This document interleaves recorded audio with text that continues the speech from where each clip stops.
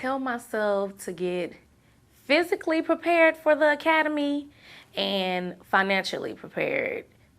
I would tell myself that to be mentally prepared for not just the physical aspect of it, but for what you have to give up at home.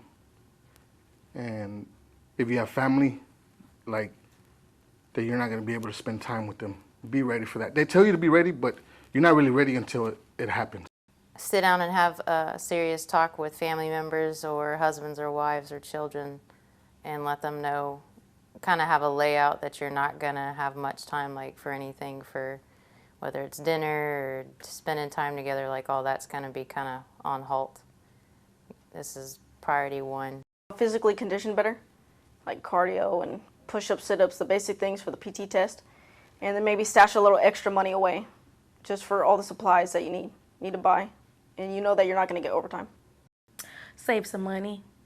I would say that first off, because you got to put a lot in it that I wasn't aware of. Backup plan. When I first started the academy, I only had one vehicle, and I still only have one vehicle, but now I have somebody, if something goes wrong with my vehicle, who can take me to work. I always have a backup plan in order, have something planned out. The first thing I would say to myself is to get in shape, run a lot, get hydrated, and to also, at the beginning I just didn't know what to expect, but like I said, you know, now I would just tell myself to pay attention, because the instructors that we have know what they're talking about. They've been out there, so they know, you know, they're not just saying it to say, they experienced it. So I would say to really pay attention to them, to what they say. I would definitely say have some type of physical, like, be fit, because if not, then you're gonna drag yourself out and it's gonna kind of kill you with this PT. And financially too, make sure you have a little bit of money put to the side, and for you to have money you're gonna be spending a little bit of money here. And also, don't let all this yelling, all this I guess the yelling gets to your head, it gets personal. Don't let it get personal at all, because it's nothing like that. They're here to better you. So I would say be ready mentally, as a father, with my family, with my wife, because even though she came to the orientation, even in the middle of the academy, she was like up and down. Hey, we gotta do this and you gotta do that. I'm like, remember, I don't have time to do a lot of stuff. So as a father, I would say that. As a husband, family. Make sure to have my family really understand what I'm about to go do and the time that I'm going to be having to sacrifice being at the academy. Make sure they're really clear on what it really is going to take and how much time it's going to take up to get everything done.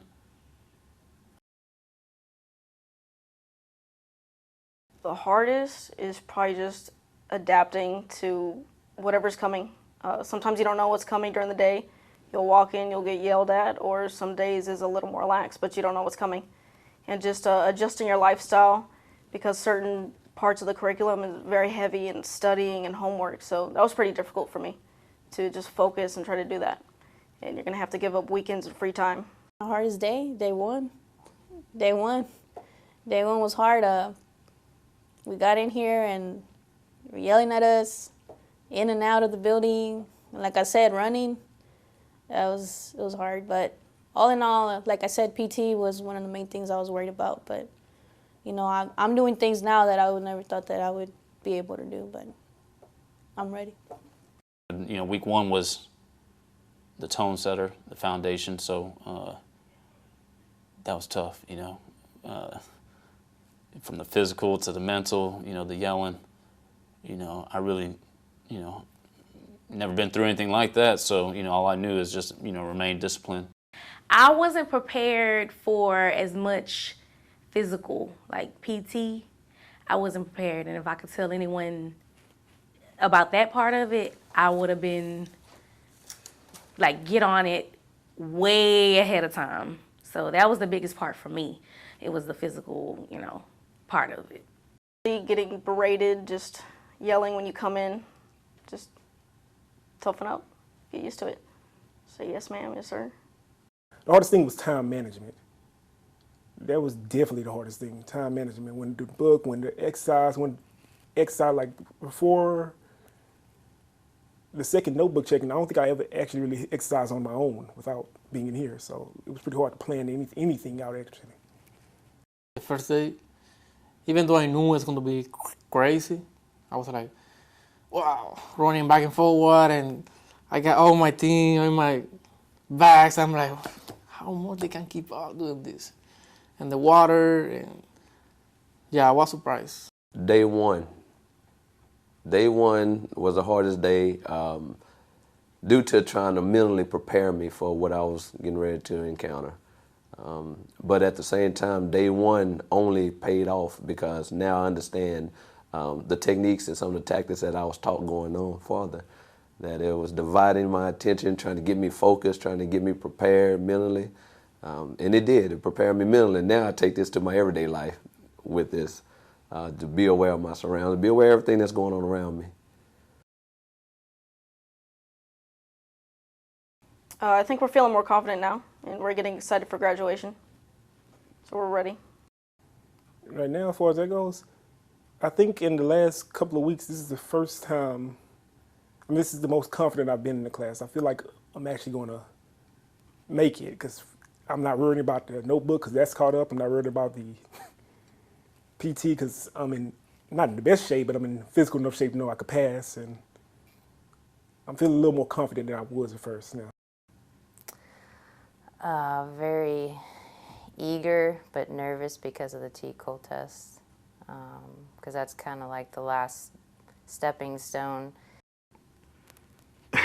It feels exciting. I feel like it's the shortest amount of time, but yet the longest amount of time. Great.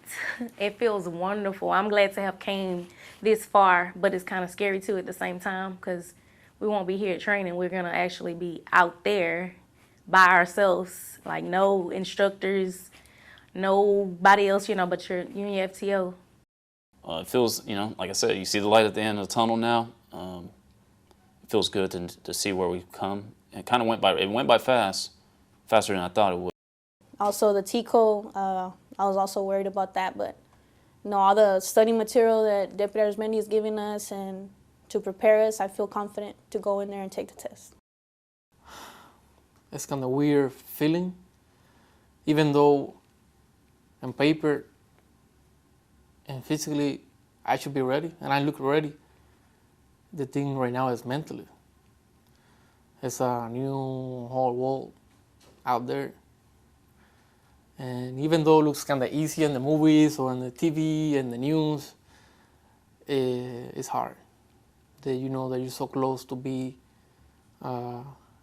that person in the street, the people are going to be looking for you with all the answers and safety precautions and everything, just because you got the uniform.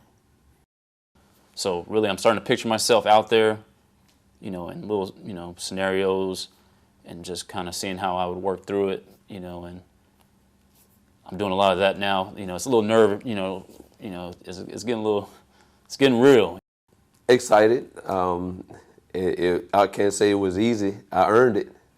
In preparing, I just thank the support I had, knowing that they stood behind me in the time that I was here. It was a sacrifice, but they definitely supported me. You're accustomed to working some overtime or having some money from other places if you're working a second job, or here you're gonna dedicate everything, all your time to the academy, so you're not gonna have that extra money. We have to buy a lot of equipment. We have to pay for it ourselves. And if you don't have a financial plan, because a lot of us are coming from the jail, you're used to the overtime and everything else. I can survive, I'm speaking about myself now, but I can survive off my base check. But I didn't realize I would have to dip into my savings to pay for the extra stuff I would need. So get a financial plan ahead of time. Know what you're going to spend. Financially, because all the overtime you're probably used to getting from the jail, it's not going to be that. It's not going to be there in your check. So just make sure that all the purchases you do make are that you can afford them, and nothing that you can't afford. So, what else? And also buying a gun. buying supplies and all that. I had like not even a week for me to prepare for everything, but I end up getting it done as much as I can. I wish I would have prepared with saving some more money. It's not. They tell you you're gonna need a certain amount of money, but you're gonna need more than that. So if you have time to work overtime or save up some money, go ahead and do that. You're gonna need the money.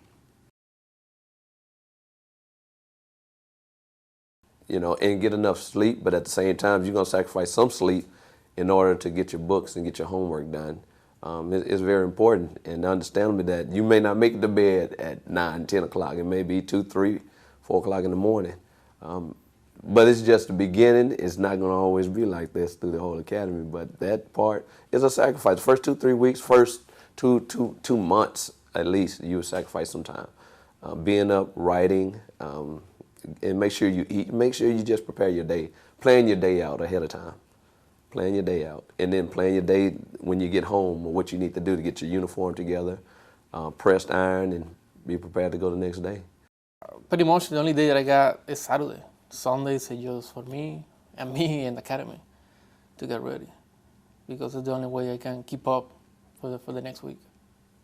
Make sure you have a space set aside to work in. You don't want to be at the living room couch working on it. You want to be a place where you have everything organized, a big enough space, because you're going to have a lot of books, a lot of a very big notebook.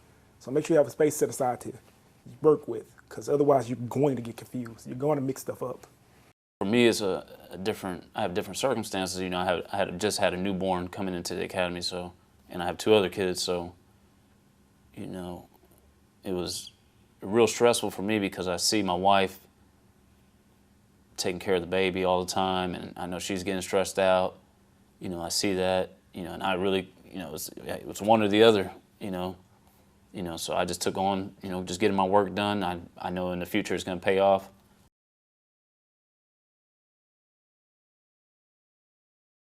I would definitely recommend them to come to diagnostics. Like I said, if I knew now, you know, if I knew then what I know now, I would come to all of them if I could. Those are very important.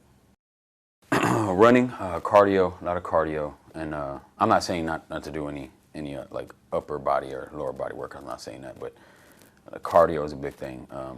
And before the academy, for me, I barely could run a mile and a half. Now I can you know, be pretty decent mile and a half, you know. But all this running does help you out, and gets a lot of people that I've seen that are really out of shape in shape. So I think this cardio does help out a lot. So a lot of cardio, drink a lot of water. That's all I gotta say, and eat healthy. Definitely physically, you will, no matter how physical you think you are, they will find a way to break you and to get you to their standards. I can speak for myself because I played softball for 18 years, and I've always been a runner, like this one over here. But I went 3 years with barely any physical activity. And so, yeah, you definitely need to, way before, run. Even if you do simple push-ups, sit-ups, just to keep everything kind of, you would be amazed what you can do.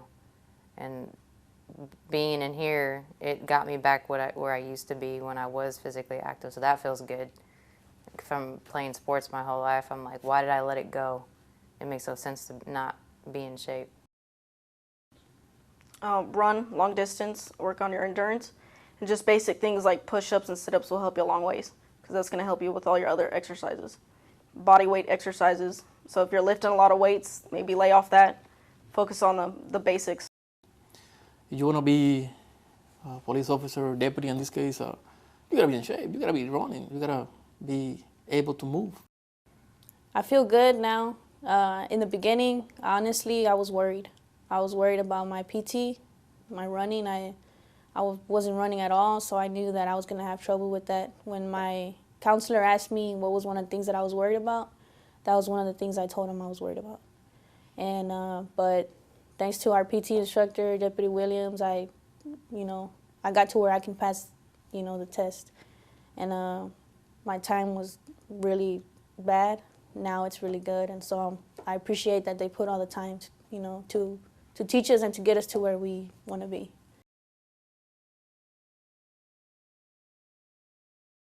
It felt different, just different scenario, more one-on-one than in the jails. You know, a lot of times you have backup, but you use similar tactics. If you're not used to getting hit, that first time you get hit, whew, I was used to getting hit, so I was able to think, I can get hit and still think, okay, I need to do this, I need to get out of this way. Because if you just get hit and freeze up, you're just going to get more. You just have to have that, you stick up for yourself, like, kind of thing. Because I've seen girls go in there and they're just like, nope, I'm out. You know, when as far as people calling you names, yelling at you, screaming at you, you can't let that break you down. High tempo, great instructors. Sergeant Watson was very, is very passionate about it. You know, that kind of rubbed off and also made us want to work a little harder. And it made me, give it your all. But it was tough. It was tough. It wasn't easy. When you run and then you fight, it's a whole nother level. I thought I was talking, but nothing was coming out of my mouth when I was fighting Deputy Williams. And so, yeah, conditioning is important. That scenario, Red Man, it was an experience for me. Not knowing that this guy have all these pads on can actually move like he could. So I can imagine without those pads what I'm up against. Actually never fought anybody physically, even though I think that I'm physically tough and played softball. Playing sports, you do get hit and tussled around, but it's different when a human being sitting there hitting you like that. I was one of those people. I was one of those people where I was like, I don't think I could do it, but like I kind of pushed all that negativity to the side and all that negative thinking of myself that I couldn't do it, and I just put everything that I had, even though it hurt, or even though I know I couldn't go anymore. The motivation from my classmates, the motivation from other people, the motivation from the instructors, motivation from even myself. I gave myself a little bit of push, but all that will contribute for you to go as hard as you can. If you get knocked down, get back up. I'm a small female, so trust me, I got knocked down.